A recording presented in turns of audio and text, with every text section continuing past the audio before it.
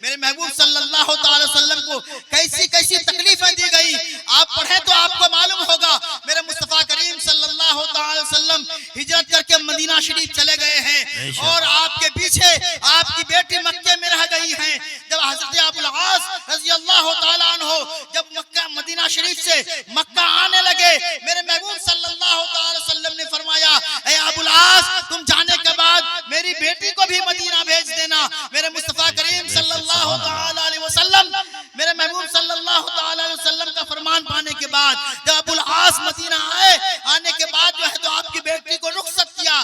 जानते हैं जब रुखसत किया तो रुखसत करने के बाद अल्लाह के नबी सल्लल्लाहु अलैहि वसल्लम की बेटी को जब काफिरों ने देखा, देखने के बाद जो है अल्लाह के नबी सल्लल्लाहु अलैहि वसल्लम की बेटी को तकलीफ देने के लिए ये सोचा कि हमारे होते हुए नबी की बेटी जिंदा मक्का छोड़कर मदीना चली जाए, ऐसा हो नहीं सकता। लिहाजा हव्वार नामी एक शख्स ने एक तीर मारा और वो तीर जो है जिस सवारी पर सवार थी हजरत ज़ैनब, उस जानवर पर लगा और जानवर अचानक से बिका। जानवर जैसे ही बिका, उस सवारी के ऊपर हजरत ज़ैनब बैठी हुई थी, अचानक से जमीन पर गिर गई। रावी लिखते हैं कि उस वक्त हजरत ज़ैनब हामिला थी, हजरत ज़ैनब हामिला थी। अचानक से सवारी से जमीन पर गिरने की वजह से संगलात जमीन थी, कंकरी वाली जमीन थी।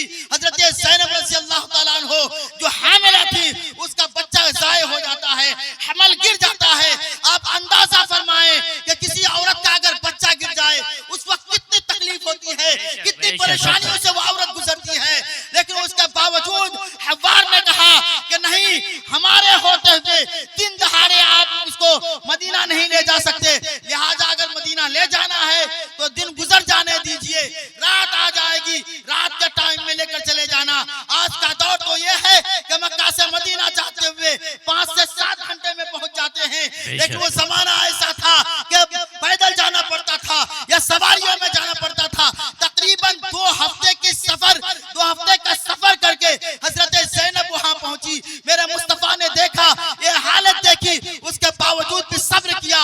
लेकिन मेरे मुस्तफा सल्लल्लाहु अलैहि वसल्लम फतेह मक्का के दिन जब यहाँ आए और मक्का फतह हुआ, और फतेह मक्का के वक्त अल्लाह के नबी सल्लल्लाहु अलैहि वसल्लम के सामने हव्वार जिन्होंने तीर मारा था, नबी करीम सल्लल्लाहु अलैहि वसल्लम की बेटी के हमल के ज़ाय का जो सबब बना था, वो भी कलमा पढ़ के मुसलमान होता है। सुभान अल्लाह, सुभान अल्लाह। फरमाते हैं, ऐ हव्वार, तू मत समझना कि मैं अपनी बेटी के हमल का बदला तुझसे लूंगा।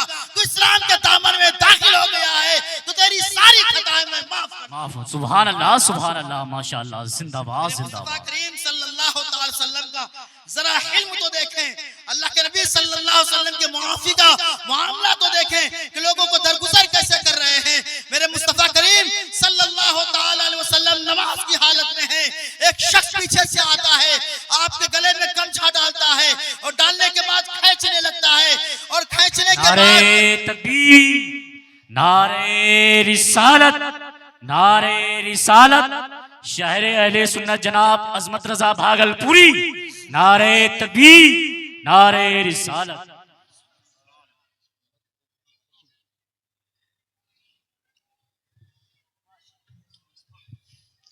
पाक पढ़ें, अल्लाहुम्मा सल्ली अला सय्यिदिना मौलाना मुहम्मदिन बारिक वसल्लिम कमा तुहिब्बु तर्ज़ा बिहा व सल्ली अलैहि सलातन तबqa तदूम बिदवामिल मलिकिल हय्युल क़य्यूम। आपका जज्बा भी जवान है, रात भी जवान हो गई है, शायर भी जवान आ गए हैं। माशाअल्लाह, आप माशाअल्लाह। मुतमईन रहें, जैसा आप सुनना चाहते हैं अल्हम्दुलिल्लाह वो उससे भी बेहतर सुनाने वाले हैं।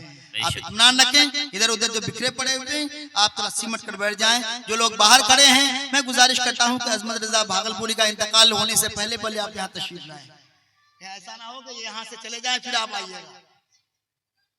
जो बाहर खड़े हैं मैं गुजारिश करता हूँ जो भाई इधर उधर टहल रहे हैं, आपसे मेरी गुजारिश है आके बैठ जाएं। जो मेहमान शायर जिनको आपने बुलाया था वो भागलपुर की सरजमीन से चलकर आपकी दयारे मोहब्बत में आ चुके हैं, आपकी निगाहों के सामने रौनते स्टेज हैं। लिहाजा आपसे गुजारिश है जो हजरात इधर उधर टहल रहे हैं, जो बाजार में इधर उधर हैं, वो भी आके बैठ जाएं। दरूद पाक पढ़ें, अल्लाहुम्मा सल्ली अला सय्यिदिना मौलाना मुहम्मदिन बारिक वसल्लिम सल्लु अलैहि सलातु व सलाम अलैका या रसूलल्लाह सल्लल्लाहु अलैहि वसल्लम। मेरी मिल्लत के लोगों, आप सीरत तैयबा समाप्त कर रहे हैं, मेरे महबूब सल्लल्लाहु अलैहि वसल्लम का आला अखलाक समाप्त कर रहे हैं। अल्लाह के नबी सल्लल्लाहु अलैहि वसल्लम के गर्दन पर गमछा डालकर खींचा जाता, कभी आप नमाज की हालत में होते, आपकी पीठ के ऊपर ऊंटों की ओझड़ी रख दी जाती, कभी रस्सी डालकर आपको खींचा जाता। अल्लाह के नबी सल्लल्लाहु अलैहि वसल्लम की दो बेटियां अबू लहब के दो बेटे के साथ शादी हुई थी। ये उस जमाने की बात है जब काफिरों की लड़कियों के साथ या लड़के के साथ रिश्ता करना मना नहीं हुआ था। अल्लाह के नबी सल्लल्लाहु ताला अलैहि वसल्लम की दो बेटियां अबू लहब के दो बेटे के साथ शादी हुई थी, लेकिन अबू लहब एक दिन दुश्मनी किए आकर अपने बेटों से कहा कि तुम जाओ और मोहम्मद की बेटियों को तलाक दो।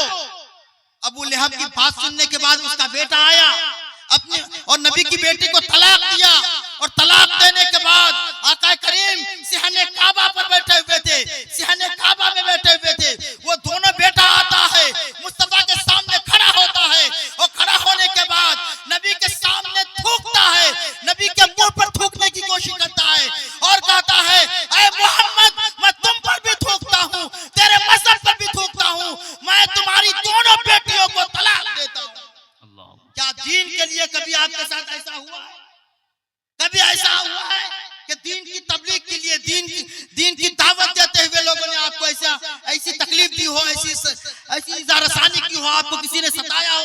ऐसा कभी नहीं हुआ होगा। लेकिन मेरे मुस्तफा करीम अलैहिस्सलातु तस्लीम उन तमाम तकालीफ को बर्दाश्त करते रहे, तमाम मुसीबतों को झेलते रहे, और जिसका नतीजा ये हुआ कि आज हम तक इस्लाम पहुंच गया है। मेरे मुस्तफा करीम अलैहिस्सलातु तस्लीम के प्यारे दीवानों, ज़ैद बिन साना जो बहुत ही मशहूर आलिम यहूदियों का आलिम था, आपने उनका नाम सुना होगा, ज़ैद बिन साना जी। वो कहते हैं कि मैं नबी की सीरत का मुताला कर रहा था अपनी पुरानी किताब में, साबिक़ा किताब में जी।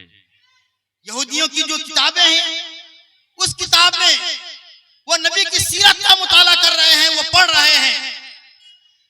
वो पढ़ते पढ़ते जब नबी की सारी निशानियां उन्होंने पढ़ ली, उन्हें लगा कि मेरी किताब में जिस नबी की आमद की निशानी बयान की गई है, जो आखिरी नबी आने वाले हैं, उसकी जो निशानी बयान की गई है वो यही मोहम्मद है।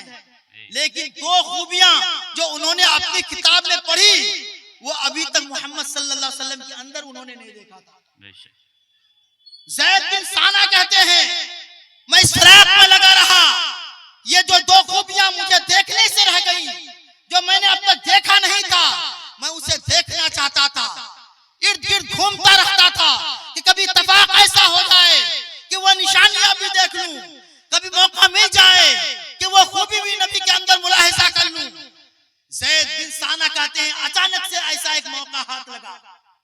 वो इस तरह से कि एक जिहाद का मुसलमान नबी की बारगाह में आया और आने के बाद अर्ज करने लगा, या रसूल अल्लाह सल्लल्लाहु ताला अलैहि वसल्लम, मैंने एक कबीले को इस्लाम की दावत दी थी, वो पूरा कबीला मफलूकुल हाल था, पूरा कबीला परेशान था, दाने दाने के लिए परेशान था। मैंने उनके सामने ये बात रखी थी कि आप अगर इस्लाम के दामन में आ जाएंगे तो मुसलमान बड़े रहमदिल हैं, मुसलमान आपकी मदद करेंगे, आपके कबीले की मदद करेंगे, आपको खाना खाने के लिए देंगे। या रसूल अल्लाह सल्लल्लाहु अलैहि वसल्लम, आज के दौर में वो दाने दाने के लिए परेशान है, उनके पास खाने के लिए कुछ नहीं है। मेरे महबूब, अगर कुछ हो तो आप मुझे दीजिए ताकि उस मोहल्ले के लोगों की मैं मदद कर सकूं। बेशक, सुभान अल्लाह। अगर बर वक्त उसे खाना नहीं दिया गया, बर वक्त उसकी मदद नहीं की गई, तो हो सकता है वो फिर से साबिक़ा दीन में फिर जाए, फिर से वो इस्लाम छोड़ दे, क्योंकि भूख ऐसी चीज है जो इंसान से कुछ भी करवा सकती है। इसलिए मेरे महबूब, आप थोड़ी मेरी मदद फरमाएं, उनको देने के लिए कुछ माल अता फरमाएं। आका करीम सल्लल्लाहु अलैहि वसल्लम ने हजरत अली की तरफ इशारा किया और फरमाया, ए अली, देखो जरा बैतुल माल में कुछ है। हजरत अली रज़ी अल्लाह तआला अन्हु ने अर्ज किया, या रसूल अल्लाह सल्लल्लाहु अलैहि वसल्लम, मैंने बैतुल माल में देखा है, वहां पर कुछ मौजूद नहीं। आका करीम सल्लल्लाहु अलैहि वसल्लम इरशाद फरमाते हैं, अभी आका करीम सल्लल्लाहु अलैहि वसल्लम इरशाद फरमाते हैं, अली जरा और जाकर देख लो। हजरत अली रज़ी अल्लाह तआला अन्हु फिर से गए और लौट कर आए, हाथ हाथ का इशारा किया और बदनफी में जवाब दिया। आका करीम सल्लल्लाहु अलैहि वसल्लम समझ गए कि बैतुल माल में भी कुछ नहीं है। इतने में ज़ैद बिन साना वहां बैठे थे। उन्होंने कहा कि मुझे मौका मिला, मैं खड़ा हुआ, अर्ज करने लगा, ऐ मोहम्मद अरबी सल्लल्लाहु अलैहि वसल्लम, ऐ मोहम्मद अरबी सल्लल्लाहु अलैहि वसल्लम, मैं चाहूं आप अगर मुझे हुक्म दें तो मैं मदद करना चाहता हूं। आप मुझसे कर्जे के तौर पे कुछ रुपए ले लीजिए और फला जो बागीचा है खजूर का, उस बागीचे की खजूर को बेचकर मेरी रकम अदा कर दीजिएगा। आका करीम सल्लल्लाहु अलैहि वसल्लम मुस्कुराए, इरशाद फरमाया कि ठीक है। ज़ैद बिन साना ने नबी करीम सल्लल्लाहु अलैहि वसल्लम को पैसे दिए और नबी करीम सल्लल्लाहु अलैहि वसल्लम और ज़ैद बिन साना ने एक मुद्दत तय की कि इतने दिनों में मैं तुम्हारी जो ली हुई रकम है इसे लौटा दूंगा। हजरत ज़ैद बिन साना जो अब तक मुसलमान नहीं हुआ था, यहूदियों का आलिम था, वो कहते हैं कि अभी मुद्दत पूरी होने को बाकी थे, दिन पूरे नहीं हुए थे। अभी हफ्ता 10 दिन पहले ही मैं एक दिन नबी की बारगाह में पहुंचा और नबी की बारगाह में पहुंचने के बाद उनकी चादर का पल्ला पकड़ा, अपनी तरफ खींचा और खींचने के बाद कहा, ऐ मोहम्मद, क्या यही तेरा तरीका है? क्या ये तेरे खानदान वालों का यही तरीका है कि लोगों से कर्जे लेते हैं और कर्जे पर वक्त नहीं देते हैं? क्या तेरे खानदान के लोग, तेरे माँ बाप, तेरे बाप दादा क्या ऐसे ही थे कि लोगों से पैसे लेते थे, पैसे हड़प कर लेते थे, झूठ बोलते थे, पैसे नहीं देते थे? क्या तेरे खानदान के लोगों का यही शेवा था? अल्लाहु अकबर, सुभान अल्लाह। ज़ैद बिन साना कहते हैं, मुझे खूब याद है कि अभी मुद्दत पूरी नहीं हुई थी, अभी दिन पूरे नहीं हुए थे। जो वादे का दिन था कि मैं इस दिन देना है, अभी वो दिन आया नहीं था। उससे हफ्ता 10 दिन पहले ही मैंने मोहम्मद की चादर को पकड़कर उनकी बेइज्जती करना शुरू किया, उनको लान तान कहना शुरू किया। हजरत उमर रज़ी अल्लाह ताला अन्हु वही खड़े थे। जब बात यहाँ तक आ गई कि मोहम्मद सल्लल्लाहु अलैहि वसल्लम को भी बुरा भला कहा, मोहम्मद सल्लल्लाहु अलैहि वसल्लम के बाप दादा को भी बुरा भला कहा, उनके खानदान के लोगों को भी बुरा भला कहा, मोहम्मद अरबी सल्लल्लाहु अलैहि वसल्लम की ये तौहीन उमर से भला देखी जाती। अल्लाह अल्लाह। हजरत उमर के दिल में नबी की मोहब्बत का तो ये गोशा था कि अगर कोई नबी के बराबर में खड़ा हो जाता ना, वो अपनी तलवार मार के कहते कि बदतमीज पीछे होकर बात कर, नबी के बराबर में कैसे खड़ा हो सकता है? कोई बराबर में अगर खड़ा हो जाता तो तलवार का घूंसा मारकर उसको दूर करते और कहते कि दूर हटकर बात कर, मेरे नबी के बराबर में खड़ा होने की जसात कैसे की? ये मोहम्मद अरबी सल्लल्लाहु अलैहि वसल्लम से मोहब्बत हजरत उमर रज़ी अल्लाह अन्हु थी। लेकिन अब यहाँ पे उल्टा सीधा कह रहे हैं। ज़ैद बिन साना उल्टा सीधा नबी को भी कहते हैं, नबी के बाप दादा को भी कहते हैं, उनके खानदान वालों को भी कहते हैं, नबी की सीरत पर उंगली उठाते हैं। बर्दाश्त नहीं हुआ, तलवार निकालने लगे और अर्ज करने लगे, मेरे मुस्तफा आप इजाजत दें, इस मलऊन का मैं सर अलग कर दूं, इसके सर को इनके बदन से अलग कर दूं, सरकार आप इजाजत हो देते हैं। मेरे मुस्तफा करीम सल्लल्लाहु अलैहि वसल्लम की अब तक निगाह झुकी हुई थी, निगाह उठाई और उठाने के बाद इरशाद फरमाया, उमर कैसी बात कर रहे हो? उमर ये कैसी बात कर रहे हो? आज मैं पहले दिन देख रहा हूं कि आज उमर इंसाफ के साथ नहीं है। अल्लाहु अकबर। उमर ये कैसा तरीका है तुम्हारा? आज तुम इंसाफ के साथ क्यों नहीं खड़ा हो? अरे तुझे तो होना ये चाहिए था कि सरकार ये ठीक कर रहे हैं, ये ठीक कर रहे हैं, आपने इनसे कर्जा लिया है तो इनका कर्जा वापस कीजिए, या ज्यादा से ज्यादा मेरी हिमायत करते तो ये कहते कि शायद नबी से बात करने का ये लहजा नहीं होना चाहिए। नबी से बात करने के टाइम में लहजे में शाइस्तगी होनी चाहिए, लहजे में सादगी होनी चाहिए। महबूब से बात करने का तो ये तरीका नहीं है। वक्त के नबी से बात करने का ये लहजा नहीं होना चाहिए। ज्यादा से ज्यादा तुम ज़ैद से ये कहते, लेकिन ये क्या कि तूने उसके खिलाफ तलवार निकाल ली, तूने ऊंची आवाज में बात की। ऐ उमर, तुझे ज़ैद से माफी मांगनी चाहिए, और जो तूने सख्त लहजे में बात की है ना, इसके लिए तुझे तावान देना पड़ेगा, इसके लिए तुझे सजा भुगतनी पड़ेगी। और सजा ये